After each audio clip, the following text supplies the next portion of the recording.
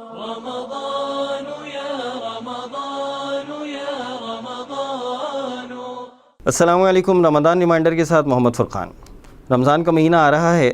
در حقیقت رمضان کا جو مہینہ ہے وہ قرآن کا مہینہ ہے۔ یا ایھا الذین آمنوا کتب علیکم الصیام کما کتب علی الذین من قبلکم لعلکم تتقون۔ اور پھر اس کے بعد کہا کہ شہر رمضان الذی انزل فیہ القرآن، کہ رمضان کا وہ مہینہ ہے کہ جس کے اندر قرآن کو نازل کیا گیا۔ تو رمضان کے مہینے کی جو اہمیت ہے وہ قرآن کی وجہ سے ہے۔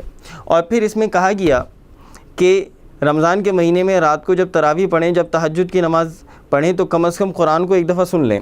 اس کا مطلب ہے کہ ایک دفعہ وہ جو چارٹر ہے زندگی کا، اس کو ایک دفعہ امام آگے کھڑا ہو کر پورے کے پورے مقتدیوں کو اس قرآن کے چارٹر کو بتا دیں کہ دیکھو تم نے زندگی کس طرح گزارنی ہے۔ تو میرے بھائی، اس دفعہ رمضان کے مہینے میں آپ لوگ جب قرآن پڑھیں تو یہ اپنے دل کے اندر اپنے ساتھ وعدہ کریں کہ میں اس قرآن کو آج سے سمجھ کر پڑھنے والا بنوں گا، کیونکہ شیطان کا مورچہ یہ ہے کہ وہ چاہتا ہے کہ انسان قرآن پڑھے نہیں۔